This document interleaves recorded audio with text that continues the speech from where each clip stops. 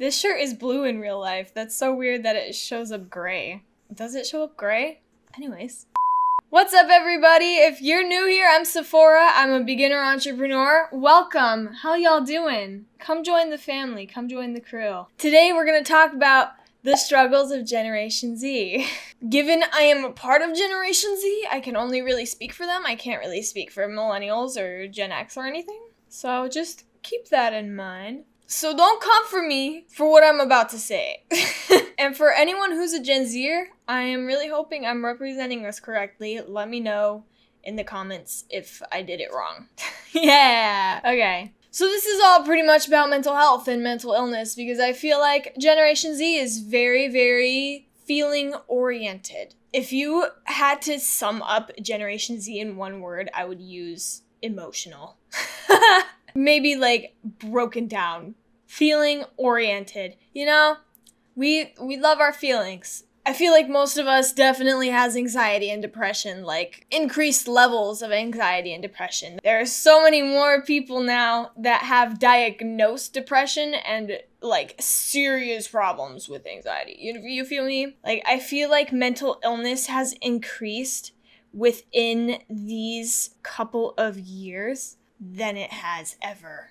And I feel like it's a mix of the other generations not really talking about their feelings because they were told to like suck it up. It's like everyone goes through stuff like this. Like you just gotta be quiet and deal with it. But I also feel like there is an actual increase. Like there's a correlation, there's a causation, you know? There is not a person in Generation Z that you could meet that doesn't have issues. I stand by that. I don't think I've ever met someone my age that doesn't have any kind of mental issues.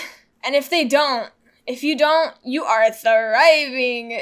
You're gonna get places. I hear that we're being dramatic a lot and we overemphasize anxiety and depression and other mental disorders. But I do feel like it's an actual issue based off of how much life has changed in the course of only a couple of years. For example, chronic stress from all the gun violence, the school shootings, the shootings in churches, all of that gun violence. And abuse has also increased, so that adds chronic stress, worry about literally anything, financial stress, and the stress of just being successful and finishing school and doing better than their parents. Which kind of makes sense with all of the aligned generations because the baby boomers did everything right and they followed the system and then they retired and they had money and then there was no money left for the millennials and the millennials decided to start going on their own paths, break the barrier, break the line and do their own thing. So now the Generation Z is kind of coming together like, oh, I have to be successful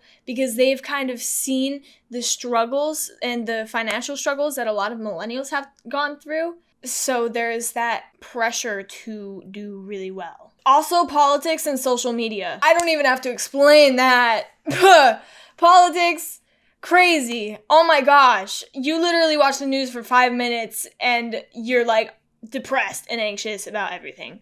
At least that's me, because, oh my goodness, it's crazy. Social media also adds a lot of feelings to the mix, including loneliness. Because of all of this technology, we as a community, not even just Gen Z, but we as a community, like, are constantly being reminded of all of the terrible things in the world, all of, like, everything that's happening. And I feel like all of that together has kind of mixed into a potion of the disaster of Generation Z. This generation has the most suicides than any other generation. Please don't get offended when I say this. You're probably going to get offended because I said please don't get offended, but I hear from a lot of Generation Z people that we are told all the time, like from other generations, that we are the most spoiled generation. But I just feel like it's not really because we're spoiled, we're just more expressive because all the other generations were quiet about their issues.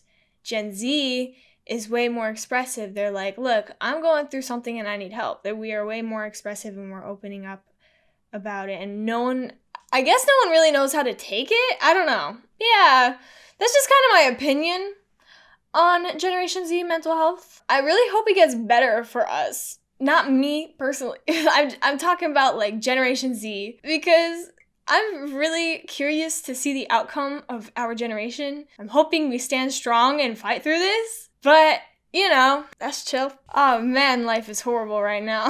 This pandemic has been killing all of us. If you like this video, please be sure to hit that like button, or if you didn't like the video, please be sure to hit the thumbs down button. I would really love to know so I can make my videos better for y'all. Also, please be sure to check out okep.com. It's a very cute In Vogue clothing store. It will come out really soon. It's women's clothing, and the link is in the description if you want really cool discounts and you want to be the first to see all of the cool items. That is all, and I will see y'all next time. Check it out.